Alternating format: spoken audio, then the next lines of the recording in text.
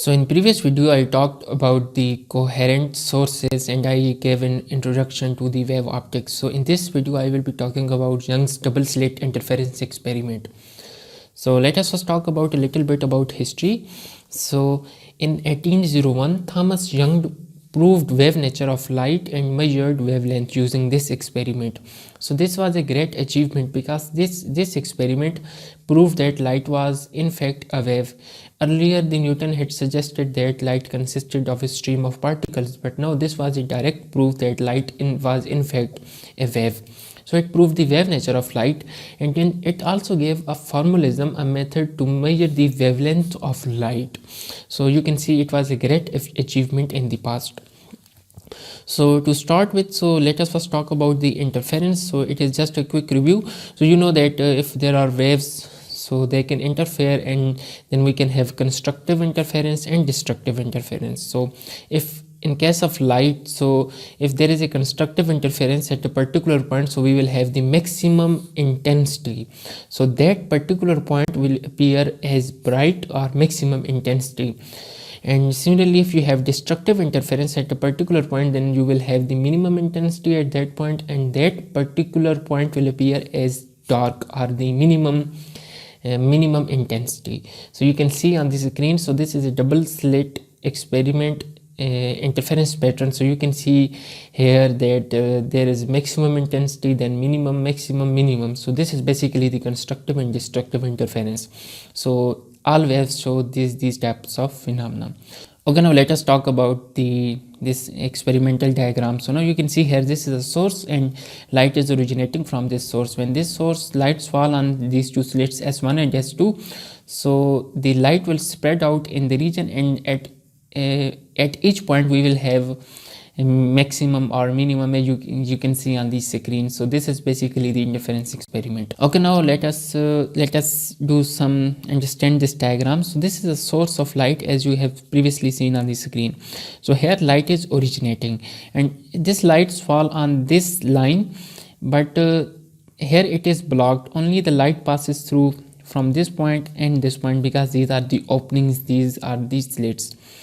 So now these two apertures are the slits S1 and S2 acts as a secondary source of light. Since they are originating from one single source, so they are phase coherent, and therefore the light that is originating from S2 and S1 will interfere with each other, because the condition for interference is the coherent sources.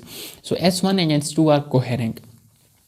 So now you can see, now we take a particular point P on the screen, which is distance d from these slits, and the slit screen separation is d and the slit separation is d.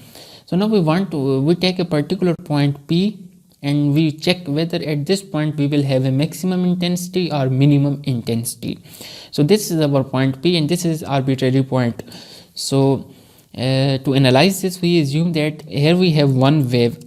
Please be careful that I have shown these waves by a line, but in fact these are waves, so you need to show them something like this. So we take one wave that is originating from S1 and the other which is originating from S2, and both interact with each other at this particular point P. The wave from S1 travels a distance R1 and the wave from S2 travels a distance R2. And let's say that the angle which this R2 line makes with the horizontal is theta.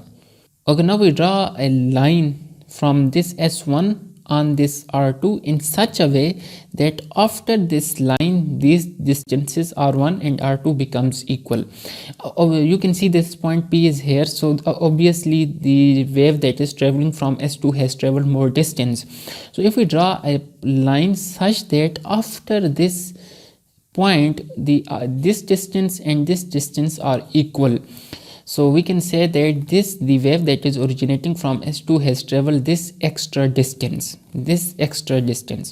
So now we want to find a relation for this extra distance. So the extra distance that waves to travel is basically, so that is what we said, that if R1 and this distance is equal, so we can say that this complete distance is basically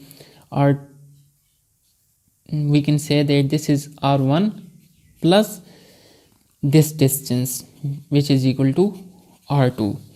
So that is what, so if we add this distance delta into r1, so we get this r2. So this delta is basically the extra distance traveled.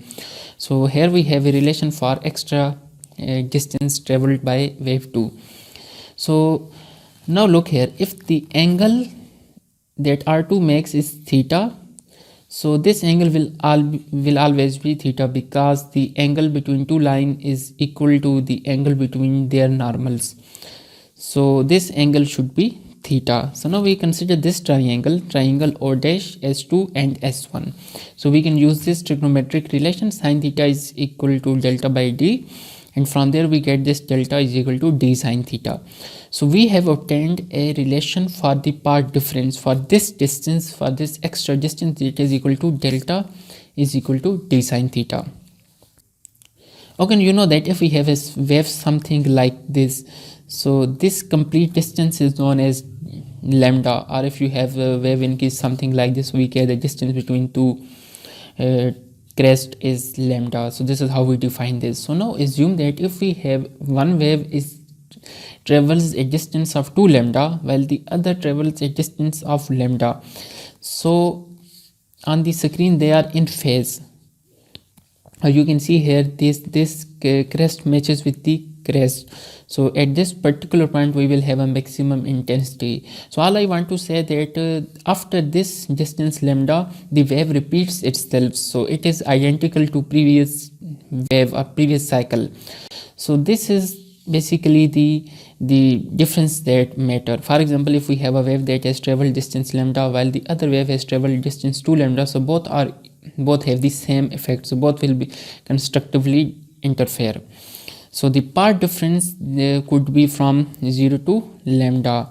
So this is basically the path difference.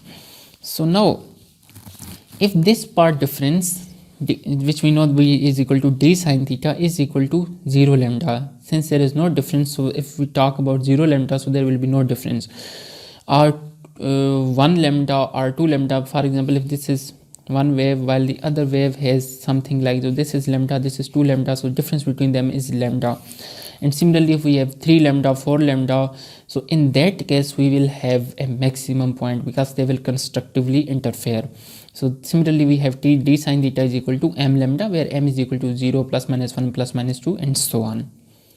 And if we have this path difference is a half integral multiple of lambda, so in that case we will have a dots bars. That is, you know that if one wave reaches here, this wave, while the other something like this, so you see here the crest is with trough, so you will have a minimum point. So that is condition for the minimum. So if d sin theta is equal to m plus half lambda, so in that case we will have a minimum point. So now let us find the position of maxima and minima. Now we find the condition that if this particular point P, if the path difference is an integral multiple, then we will have a maximum. If this is a half integral multiple, then we will have a minimum.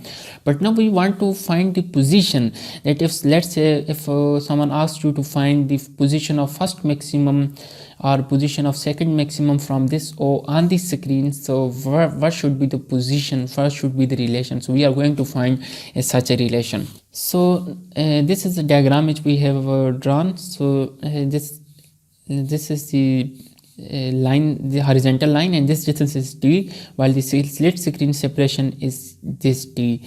And we assume a particular point P, an arbitrary point P, which is a distance from ym, where m means the mth maximum or mth minimum.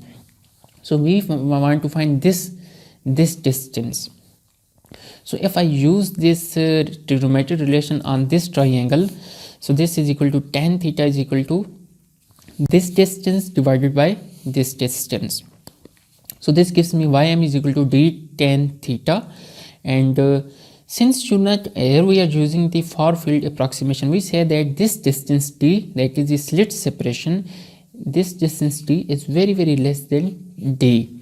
So this distance is very small as compared to this distance. Usually this distance is of the order of millimeter or micrometer while this distance is of the order of centimeters or meters. So if that is the case, then this theta should be small, because this distance is very small. So this distance should be this theta should be small. So for small theta, we can say that tangent theta is approximately equal to theta, and obviously theta is small, so we can say this is approximately equal to sine theta. So therefore I can write here d sine theta, and this is known as far field approximation. So for mth bright fringe, so if we are considering the mth bright fringe, so I can put the condition here, because you know that d sine theta is equal to m lambda. So from here you have sine theta is equal to m lambda by d. So if I put this value here, so this gives me ym is equal to m lambda d by d. So this is basically an expression for the mth bright fringe. So if let's say if someone asks you to find the position of fourth maximum, so you need to put here m is equal to 4. So this gives me the position from the center of this screen. And similarly for the dark fringe, you replace this m by m plus 1/2, and this gives you the position of mth dark fringe. So if someone asks you to find the position of the third dark fringe, so you can put here m is equal to 2. So this will gives you the position. So you should remember here that here if you are m is equal to 0 correspond to first minimum, while here m is equal to 0 correspond to 0th order. And now we are going to find the fringe spacing. So on the screen you can see this is a double slit pattern, or you can see here. So here we have a dark fringe, then bright, then dark, then bright. So we are interested in finding the fringe spacing. Let's say this is a bright fringe, and this is also a bright fringe. So what is the distance between two consecutive bright fringes? So you know that for mth bright fringe you have this m lambda d by d relation, we already found this. So for m plus 1, for the next fringe we will have m plus 1 lambda d by d. So the separation will between them will be given as delta m plus 1 minus ym is equal to, and if you subtract these two, so you will get lambda d by d. So this is basically the fringe spacing. So if you are someone asks you to find the fringe spacing, so you can find in this way. So that was all for this video. So in next video I will be talking about the intensity in double slit experiment, and I also intend to solve a lot of problems in the next video. So thanks for watching.